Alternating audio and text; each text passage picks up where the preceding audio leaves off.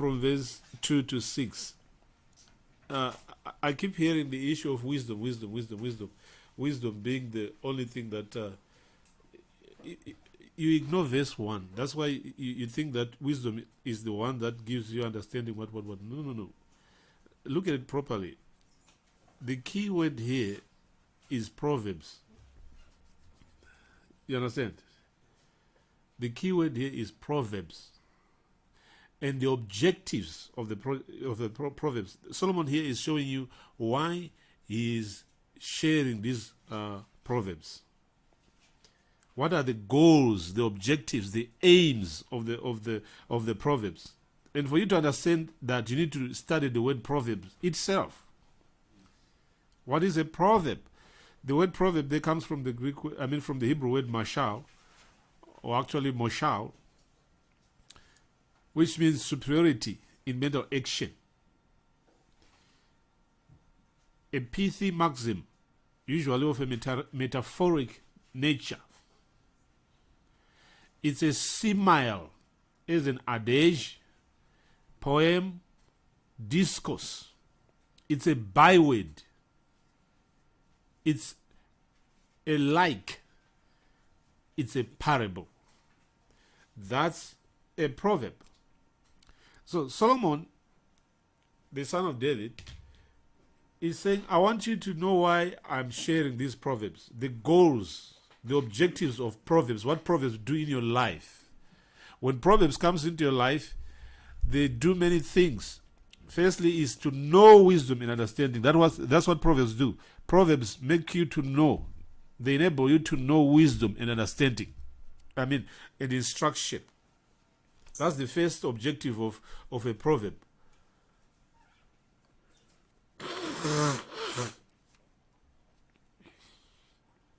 Are you following? Yes. I don't know why you single out wisdom alone. I keep hearing that error. Proverbs are not just wisdom. Proverbs bear more than wisdom. When you hang around with Proverbs, they make you to know wisdom and instruction. If you look at the word wisdom there, it is chokmach or kokmach. It means skillful, skillfulness. It means wit.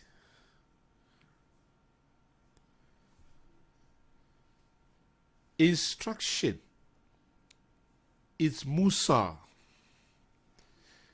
which is chastisement, figuratively, reproof, warning, instruction, or restraint. That is a check, discipline, doctrine, instruction, rebuke. So, Proverbs give you more than wisdom. It's not just wisdom. It's not all about wisdom when you're reading and studying the Proverbs. They give you to know wisdom. Proverbs give you to know wisdom. They make you know wisdom and instruction. Number 2, Proverbs enable you to perceive words of understanding. Is that clear? The word to know there, before I go further, where it says in verse 2, to know wisdom and instruction, the word know there is a powerful word, is yoda. You see wisdom and instruction. You know by seeing. It's an assurance because you have seen.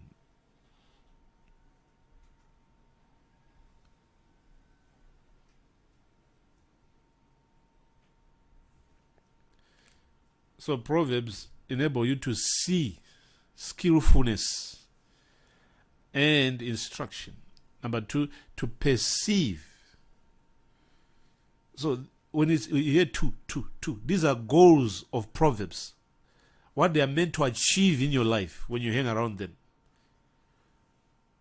Are you looking at my point here? Yes. Huh? Yes. to perceive words of understanding. The word perceive there is in the Hebrew vin, which means to separate.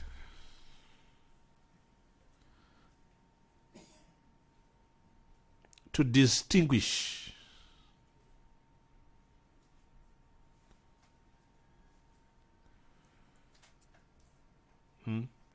To consider, to be cunning. To discern. So when you read, study, meditate, and act on the Proverbs, they enable you to perceive, to distinguish the words of understanding. The words of understanding. The word understanding there is in the Hebrew vinah. Vinah meaning comprehension. Perfect comprehension. Number 3, Proverbs make you to receive the instruction of wisdom. They enable you to receive the instruction of wisdom, to take the instruction of wisdom.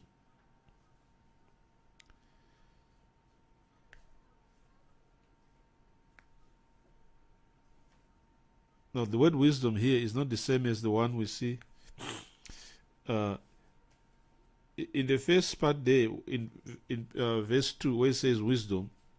The Hebrew word there, like I said, is it's chokmach or kokmach, depending on how you want to pronounce it, whatever.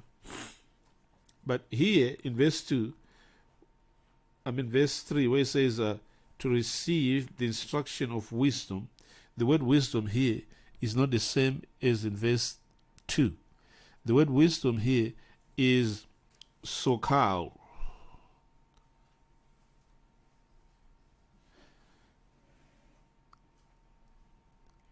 I'm doing this because I'm exposing you for your hypocrisy. You keep hearing me saying read, study, meditate, but you don't even study. You don't study. You don't get to find out which is which. Did you know that the word wisdom in verse 2 is not the same as in verse 3? Why? Because you never took time to study.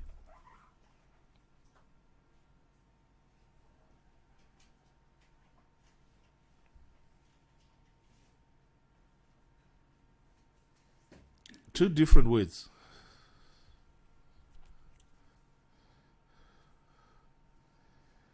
In verse 2, chokmak, like I said, it means skillfulness.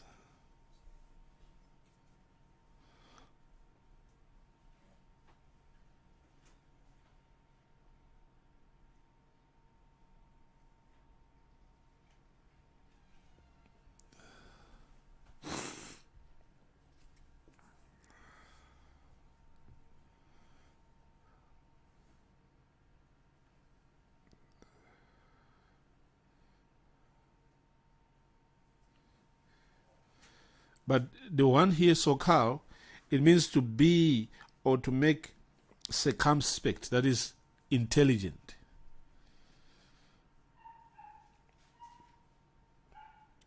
To be circumspect, to be intelligent.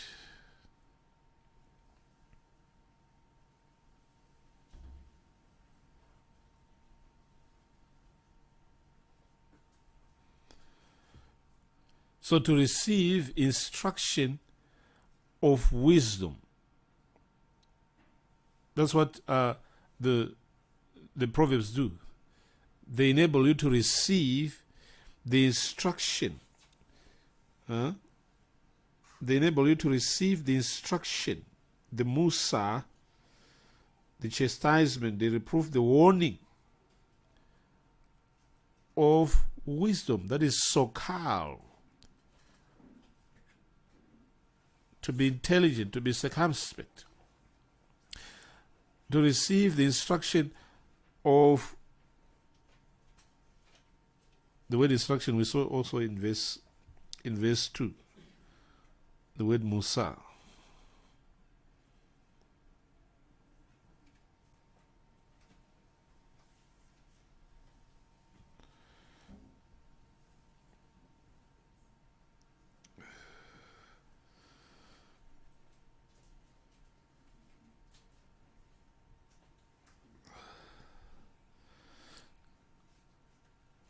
Proverbs enable you to receive Musa of Sokal, that is instruction of wisdom. Not only wisdom, but the next is justice, that is tzedek. That's the word justice there in the Hebrew. It's tzedek.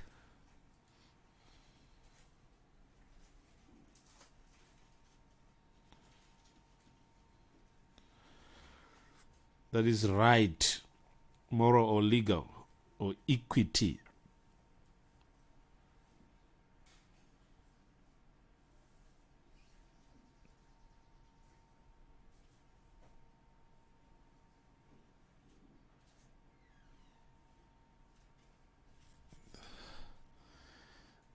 So, Proverbs make you to receive the instruction of wisdom, justice, and judgment. Judgment, and the Hebrew word there for judgment is mishpat.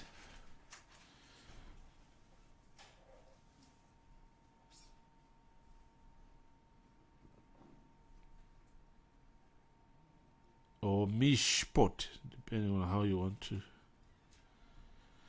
Mishpot, meaning verdict, a sentence, a decree.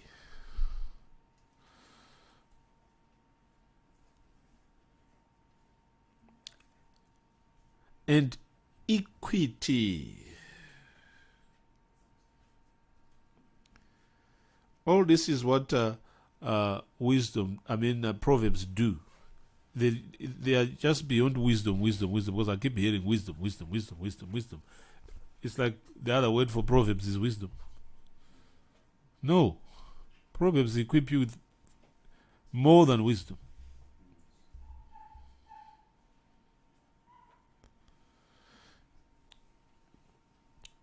The word equity there in verse 3 is in the Hebrew Mesha.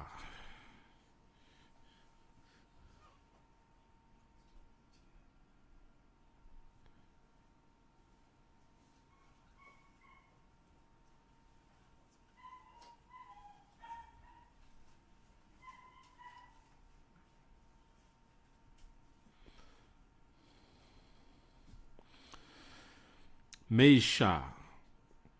That is, this is evenness, figuratively it means prosperity, concord.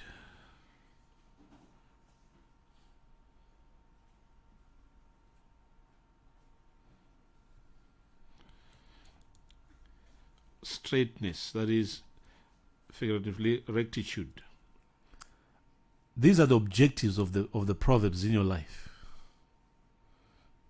The moshal.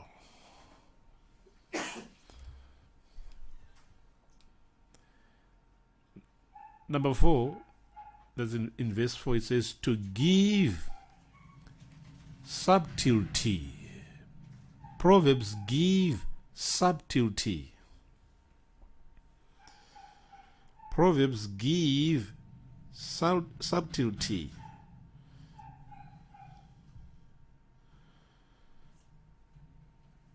What is subtlety there? It's omath. The Hebrew word there is omath. Omath.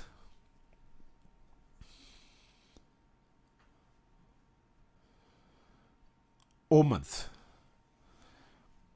Omath means trickery, discretion, Prudence. You know what prudence is all about? The ability to foresee danger and avoid it.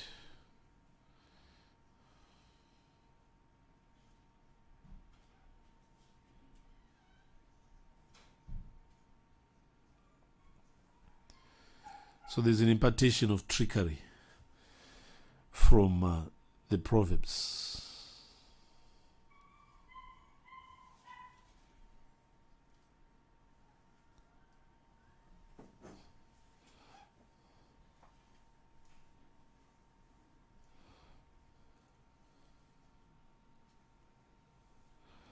So there are 5 objectives, 5 goals of Proverbs in your life.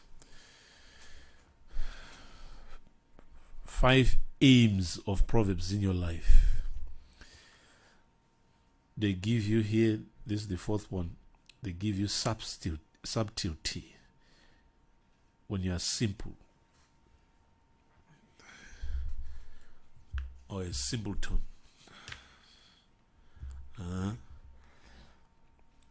They give subtlety to the simple. Who is the simple person is a silly person. A seducible person.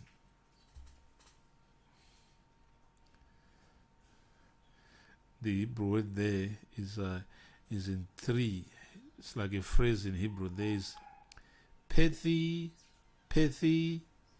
and pethy. Just to let you know that this is a silly person. They give subtlety to the silly. That's the simple there.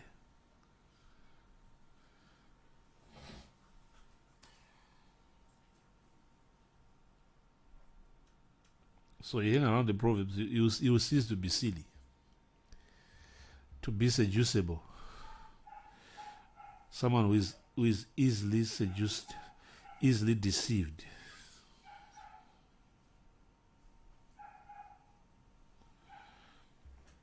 That's a simple person who is given subtlety by Proverbs. And to the young men, knowledge. Proverbs give to the young men knowledge.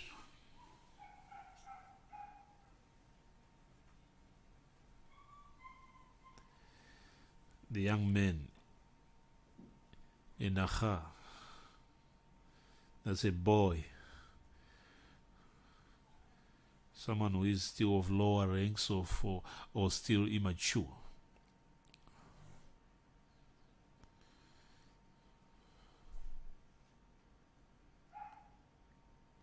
A babe, a boy, a child, a damsel, a lad, a servant, or young man is one and the same thing, referring to just the inexperience there. So it gives to the young man knowledge. The word knowledge there is dachat, that is cunning, awareness. It gives you cunningness.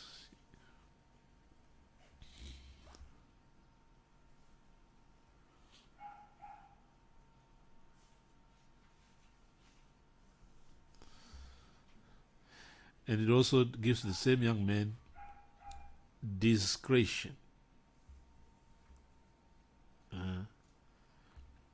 That's mezima. That's discretion there. Mezima.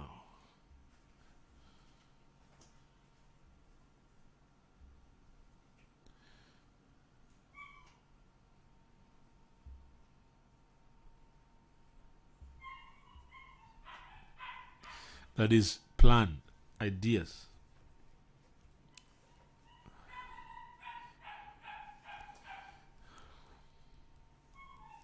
Gives you thoughts. It gives you clues. You won't be clueless.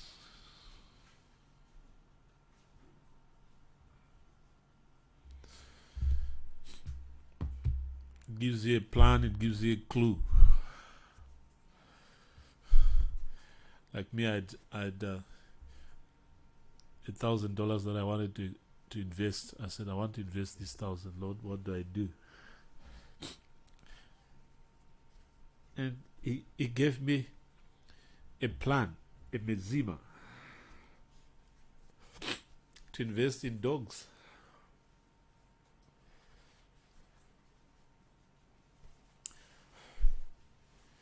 You know, what I taught you is what I do. I do and teach. This is a matter of when I told you to have a piggy bank, when I told you that you don't make money by how much money you receive, but by how much you keep. When I did that teaching with you last time, I'm sure I've done it twice or thrice, trying to impart to you the wisdom for wealth. And I said you must have books, especially a book that you keep the records of your finances, so that you can track each time you have income. You have a certain percentage that you keep aside. So I always do that myself. Whenever I have income, 70% is kept. I don't spend it. So you may hear me say I don't have money. I don't have money to buy sweets or drink at that time. That's when I say I don't have money. But I have money to invest. So my point here in this example on the word metsima there, it gives you an idea, a plan. Proverbs, when you hang around the Proverbs, there is an impartation from the Spirit of God through the Proverbs, where you are given, because the word young there is referring to inexperience. It's referring to tender, someone who is still lower in his approach to life. It's a matter of inexperience, but when you hang around the Proverbs, they give you that metsima. They give you that plan. Like I'm giving you my own example to say, I had this 1,000 that I said, this 1,000, I want to invest this 1,000, but in what? What should I invest it in? Then I was given the plan to invest in dogs. That's why I'm buying dogs worth $400, worth $200, etc., etc. The two dogs in the border collie is worth $400, but actually its normal worth is $600. But I'm getting it from someone who is also trying to make money quickly. So I'm buying them at $400. But you are wishing you had that $400 so that you can eat it. In my own wallet right now, I don't even have more than $10 to spend. My wallet that I'm used, the money that I use to spend, there's no money to spend. After you ask me, General, can I have $5? I'll tell you I don't have, and I actually don't. But you will see me paying someone for a dog. Say, General is refusing to give me money. He's buying dogs. It's because you're a fool. You don't understand life. You understand? It's not just a dog, it's a business. It's an investment. And my father encouraged me some weeks ago. He said, invest in agriculture. And this is agriculture. Dealing with dogs is also agriculture. Do you know that? Yeah. The Lord told me you will make more money in agriculture. So I'm buying dogs now. In a few months, these dogs will be grown, and one dog will give birth, let's say, 5 puppies. And I'm selling a puppy for, let's just say, 200. Times 5 is how much? 1,000 per liter.